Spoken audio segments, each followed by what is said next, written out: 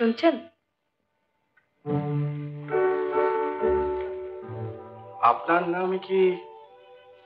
ইন্দ্রাণী। আমি এসেছি আপনাকে ধরে নিয়ে যেতে। আমার অপরাধ? না না, অপরাধ। আমি রাজি আছি। কিসের? ওই যে বহুমূল্য সময়ে অমরত্বকে তুচ্ছ করে যিনি অমরত্বের পথে পাড়ি দিয়েছিলেন, তিনি বাঙালির চিরন্তন আবেগ।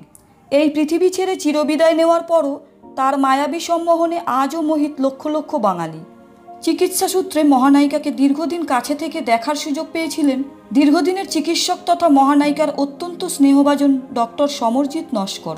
মহানায়িকার প্রয়াণের পর ডাক্তার নস্কর মিসেস সেনকে নিয়ে এক অনবদ্য বিশ্লেষণ করেছিলেন, যা থেকে কেবল মহানায়িকা সুচিত্রা সেন নয়, সাধিকা সুচিত্রা সেনের জীবন দর্শনের পরিচয় পাওয়া যায়।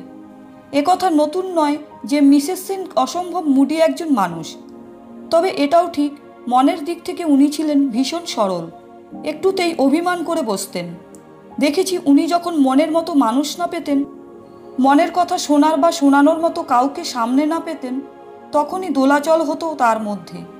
সেদিক থেকে দেখতে গেলে উনি মানসিক শান্তি লাভের পথ পেয়েছিলেন ঠাকুর শ্রী রামকৃষ্ণ পরমহংসদেব এবং শ্রী শ্রী সারদা মায়ের চরণে নিজেকে সঁপে দিয়ে। তিনি বারবার বলতেন, আমাদের শরীর একটা খোলস ছাড়া আর কিছুই নয়। সেই বিশ্বাসই ওনার মধ্যে বদ্ধমূল হয়েছিল। মানুষ তো মহামায়ার জালে আবদ্ধ হয়ে তার মনকে বিক্ষিপ্ত করে ফেলে, সেখান থেকে বেরোনোর চেষ্টা উনি করতেন।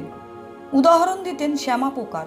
বলতেন, ওরা জানে আলোর দিকে ছুটে গেলে মৃত্যু অবধারিত, তাও শ্যামা পোকা তো সেই আলোর দিকেই ছুটে যায়। এটা মোহ বই তো আর কিছুই নয়। এই মোহ কাটিয়ে ওঠার চেষ্টায় উনি ছিলেন নিয়োজিত।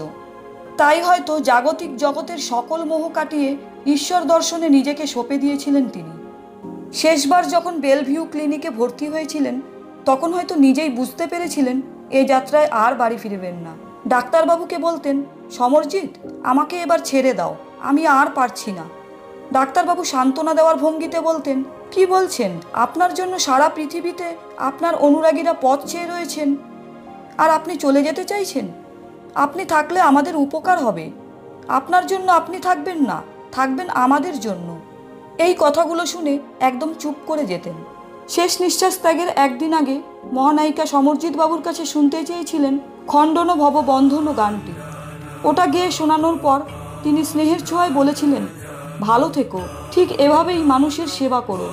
শেষ শয্যায় শুয়েও চেয়েছিলেন সবাই যেন ভালো থাকে।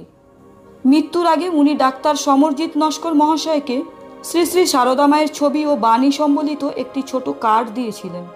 ওটা দিয়ে বলেছিলেন, এটা পড়ো, আমি শুনি। তাতে লেখা ছিল, দেখা না পেলে কোথা থেকে ভালোবাসা হয়? এই তোমার সঙ্গে দেখাটি হয়েছে, আমি মা, তুমি আমার ছেলে। ডাক্তারবাবুর কথায় সত্যি আমার তো মা নেই, উনিই আমার কাছে মায়ের রূপ নিয়ে ধরা দিয়েছিলেন।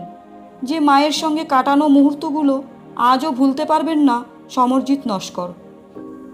আজকের পর্ব এতটুকুই।